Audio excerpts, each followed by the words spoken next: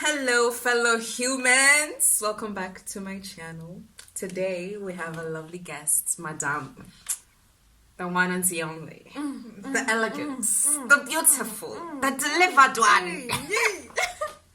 She What do you mean by the delivered Who one? knows? I don't know. She must pay me to be a hype woman. I do too much. But this is Madame Alice Odame. Coming from Ghana. Yes. Yeah, boy, yes. Accra. So That's also debatable. So that's basically what we're gonna discuss today. But sorry. Let me just sorry. Now she's spilling the tea before we even get it brewing. But anyways, today we are discussing third culture individuals. So let's third get culture individuals or third culture kids? third culture kids. This is gonna be a long video with this one correcting grammar, English, location, what. So Right. let's go.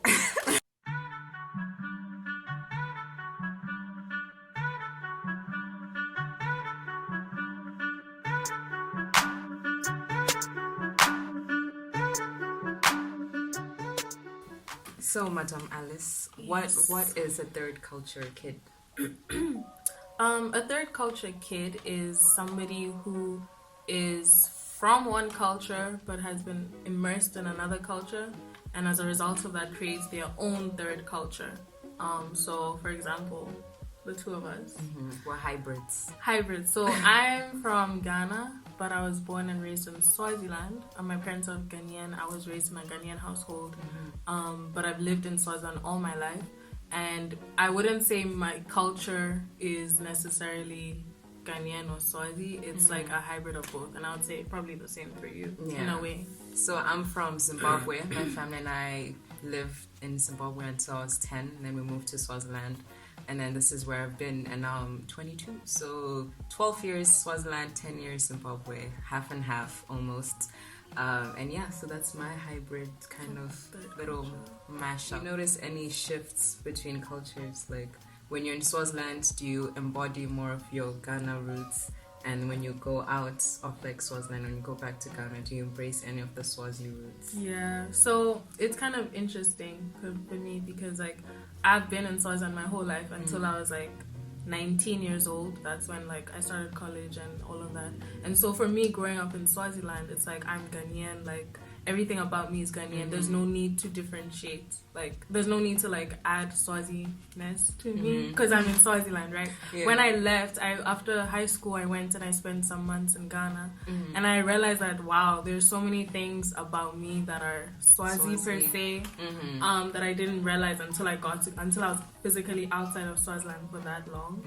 And then now when I go to the US, It's a whole different it's a whole different ballgame. Like I'm Ghanaian, I present myself as Ghanaian, but then like now I have to explain that but I live in Swaziland. I was born there. When I go home, like when I say I'm going home, I'm going to Swaziland, I'm not going to Ghana. Like it's just there's a whole lot of things just being outside of both countries, Ghana and Swaziland, that I've realized that okay, wow, my identity is both, and everywhere. I can't deny it. Yeah. When people ask you where are you from, what do you say? It depends on the situation. Normally I'll say, I'm from Ghana, that's it. If I feel like you're gonna start asking me, so you went to school and like what is the weather like, stuff like that. Like, cause I remember one time being in school and they're like, bet you're not used to cold weather at all cause you're from Africa. And I was like, I'm from Ghana, yes, it's hot there, there's no cold weather there, but I live in Swaziland where it's cold, like I mean we're like it's pretty cold, you know. So it depends who I'm talking to, like what the context is. Yeah, pretty much. What about you? My automatic answer is always like my family now originally from Zimbabwe, but we live in Swaziland. So it's never like, I'm Zimbabwean and I'm Swazi. Like it's very rare for someone to ask me, where are you from? And for me to be like, Swaziland. Like which is very weird because we've been here for well over a decade. Like I was born here, like born and raised. I never lived in Ghana. I lived in Ghana for a few months, like when I was 19.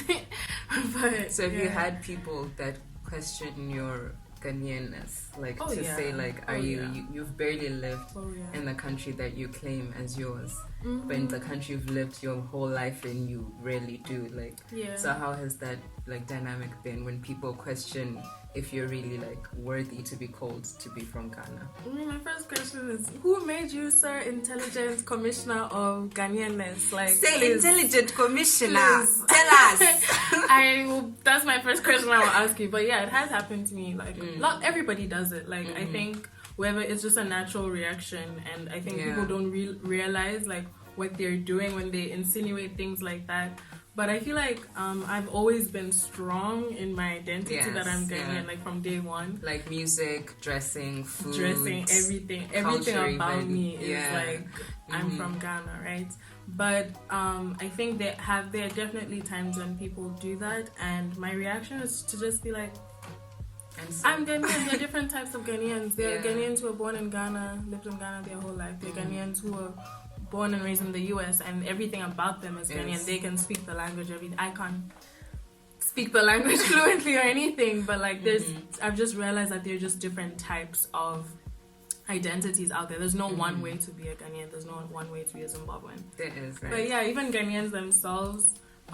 Personally, I don't know if I've gotten a lot of it from Ghanaians, but I know my brother and my sister get a lot of it, and I hear stories about them where Ghanaians are just really trying to make them feel like you're not Ghanaian enough, you're not this, you didn't go to this high school, exactly. You can't don't speak even the know language, this kind of food that's right? specifically, And for me, when I think about it, it's like, oh, are you gonna base my Ghanaianness based on like whether I can speak the language, whether I can cook the food, or anything? Because it doesn't make sense. Because when I go to Ghana, I see Ghanaians who are born and raised, they have Ghanaian parents, they can't speak the language, right? So are they more Ghanaian than me? Because we both there? Don't, because they live there, right? So some of the things that people base it on, I'm just like, that's your opinion, and like, I think I know what my identity is. Like, I'm still like trying to figuring it out.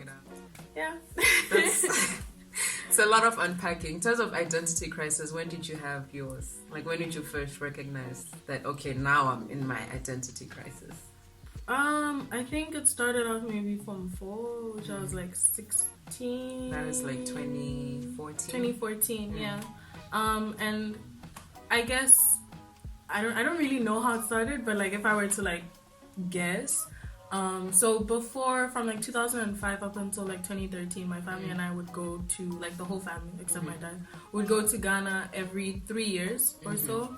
And then when my brother and sister went off to college, it was like now every year with just me and my mom. So I was going to Ghana more frequently, and like now starting to see people my age and like see people who are outside of like my family, because when I go to Ghana, I'm like going with my mom and like we're gonna see cousins, we're gonna see aunts, but it was like now a time where I'm like seeing people my age, seeing younger people getting into the pop culture, and it's like I was noticing things like I'm not really fitting in, you know, I don't know this, I don't know that, I don't know the slang, and I was like, but if I'm Ghanaian, why don't I know these things, right? So I started trying to make a conscious effort to know these things, knowing what the latest songs are, knowing what the slang is. To be up to date. You know, up to pop date. And hip. So that's when I started this thing of like, oh, this is not Ghanaian, let me stop. Like that kind of thing. So I guess that's when it kind of started. And then I feel like I became a bit more secure, especially when IB came, which was 2016, 2017. Yeah. And then I think I was fine. And then when I get to the US, it's like, go down. Okay. Here we go again. Like, I'm confused. But yeah. When did you ever have an identity? Mine came way later than yours. Mine came 2018 when I went to the US. Yeah. So when we moved to Swaziland from Zim, like, my name is Tsitsin Sharon. And when we moved there, I was annoyed with people like not knowing how to pronounce it. So like I immediately introduced myself as Sharon, and that's where like Shazzy comes from, like just Shaz and everything. So I've been Sharon throughout my whole like Swazi life, 12 years already. But so when I was going to the US, all my documentation, I was like, no, my name is Tsitsi. So now I've been like Tsitsi Makufa. No one in the US knows me as Sharon.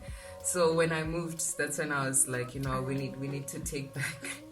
I was like, we need to take back our roots. Like, I don't know, when I was thinking about going to the US, I was like, I'm now about to be in a foreign land all alone.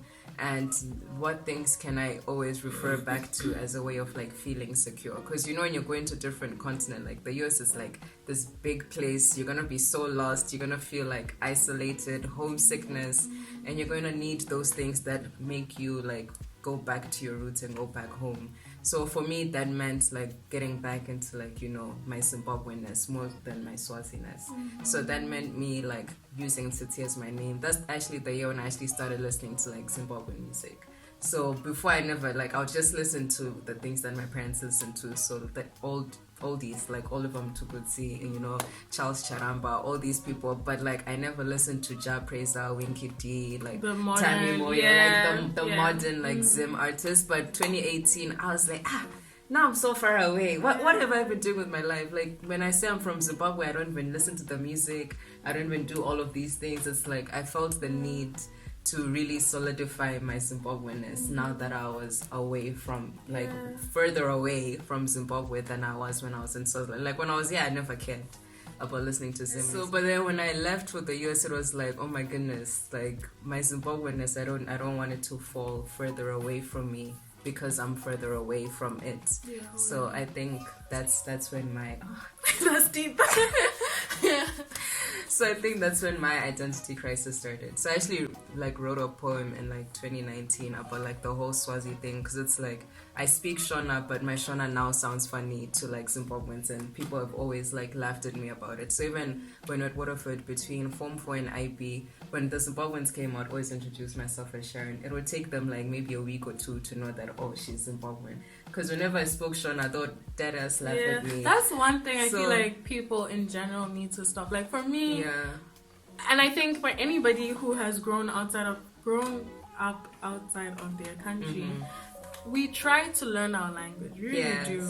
And I think the burden is on our parents. Like my parents really should have learned their language.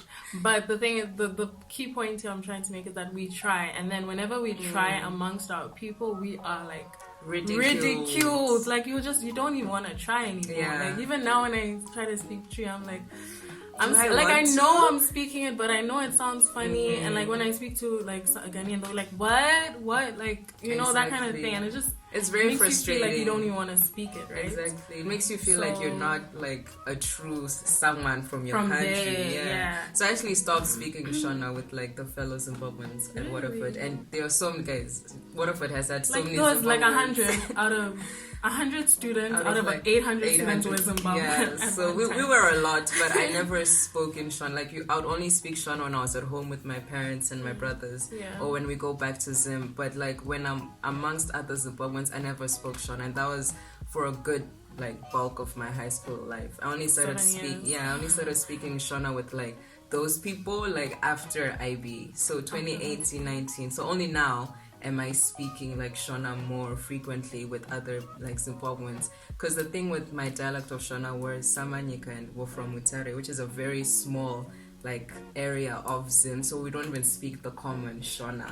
That's the people, that's not most people. Like most people that came to Waterford were Sezuru or Ndau from like Harare and all these other places. So their Shona already sounds different from ours. So now mixing the fact that I'm coming from a small dialect of Shona and the fact that I'm not speaking it as often, of course it's not going to sound as nice.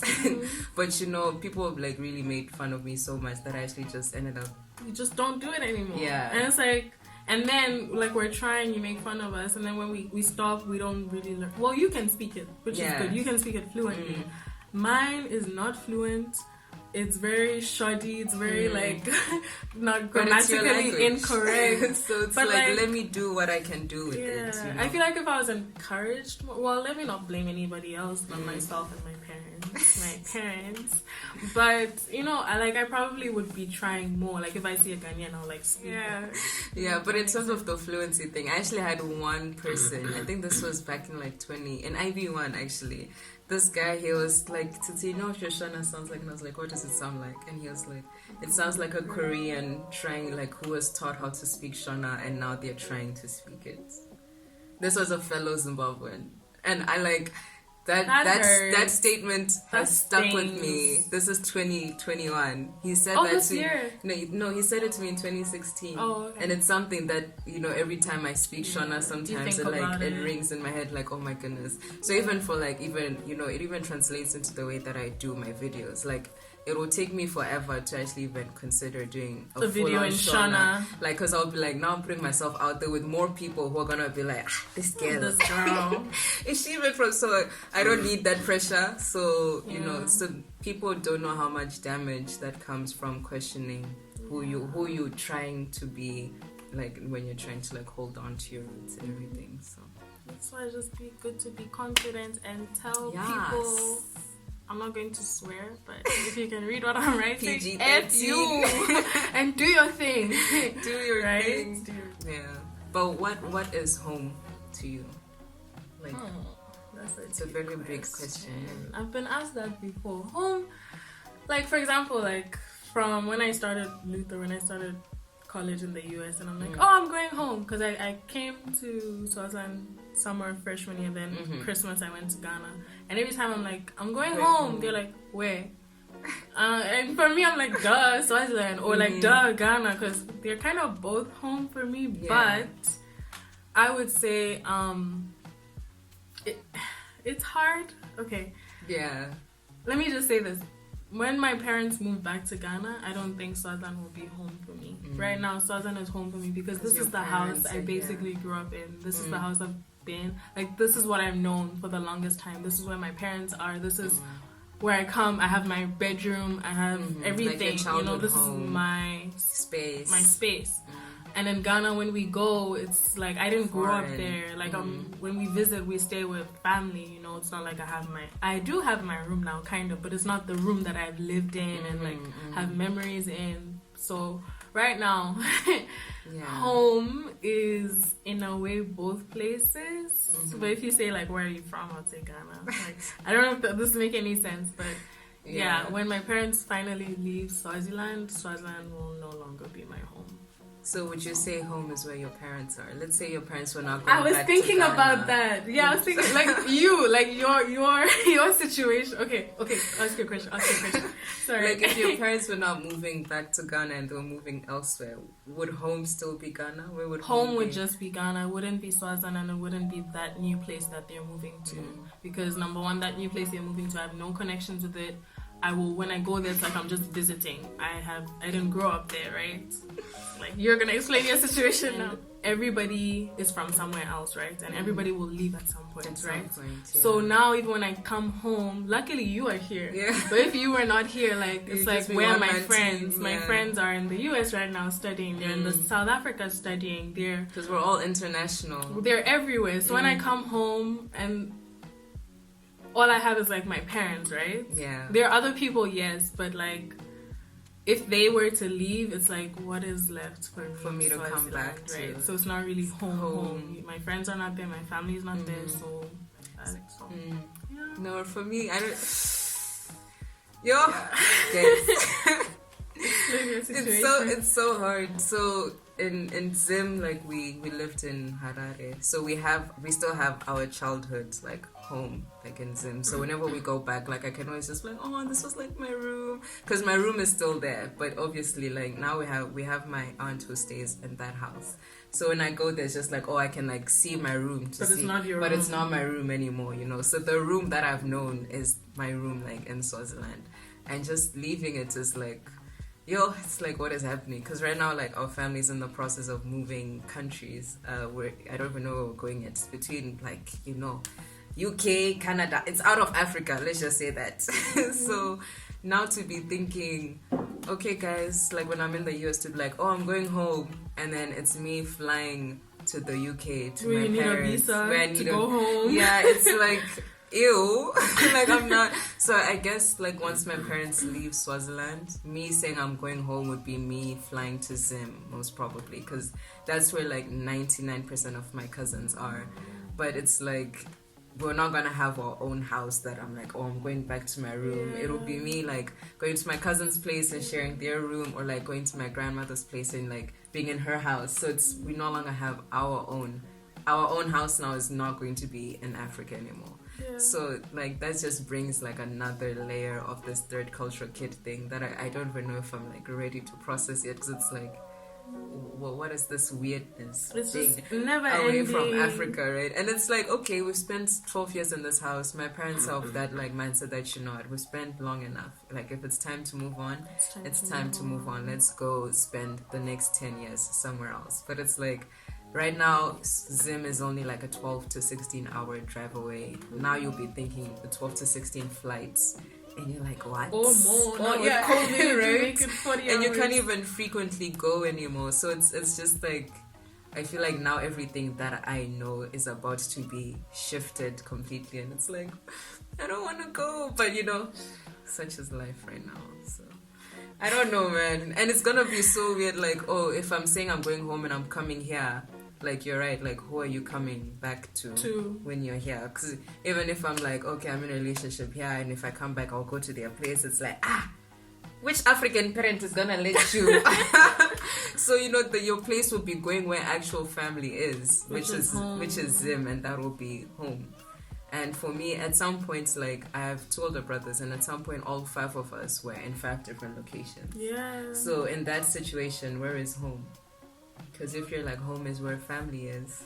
My dad was in the UK, my mom was somewhere else, both my brothers were like 2 different states, so it's like, oh, I'm going home where?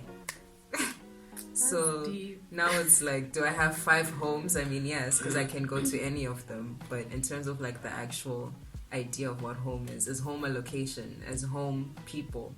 Is home like, because I actually, like, when I was reading up today, someone was like, is home where most of your belongings are? And that's a good question. Where are most of my belongings at this? Where are most of your belongings? In the US everywhere. Currently. Oh no. You see, most of my belongings are currently in the US. Yeah. Someone was like, is home where you pay your taxes? Maybe that's home. Yeah, I pay my taxes in the US. I'm not from the US. But that's a very good and deep question. In as much as we're individuals, we're owned by the governments that we stay in. So if currently my parents are paying taxes in Swaziland, so technically this is where home is. By the time they move to the UK and they start working there and they start paying UK taxes, then that, I mean, not really. That's home. just one way of looking at it. But I also feel like that is why, like, we're getting to that age where it's time for us to create our own homes. Yeah, which is very daunting because I think, like, especially for us, like, I guess the situation we are in and we are blessed to be in it is that we can decide, maybe I want to go to school in Europe, maybe I want to go to school in Australia, maybe I want to be in Africa, maybe I want to be in the US. So it's like we can choose where our next home is going to be in a way, to some extent, but that's also very daunting. And it's like, because, like, I'm just thinking, like, there's me, there's like my 2 siblings, there's like there are other friends that like are all in the same situation. We went to school outside of where we are, we're from different places, everything, and I just observe how everybody's handling it. And my observation, well, let me start with myself. I intended to go to school in the US and then come get a job in Ghana or somewhere in West Africa, maybe even East Africa, and do my thing. That's not really, like, I think I was very wide-eyed and optimistic. What changed that? Why can't that still be the plan? Circumstances, like, what I want to do specifically, I can't do it with an undergraduate degree. I need a master's degree. Where am I going to get my master's degree? Where am I going to get a scholarship? You know, that's dependent, and that usually that's in the US, that's in Europe, that's in, you know, different places. Africa, man, start doing better. Africa, give your people scholarships. You. Like, otherwise, we really wouldn't be going out like this. Like, really, it's money that's taking us out. But so that was my initial plan, like, 4 years in the US and that's it. But like now I'm like, okay, I need my master's degree.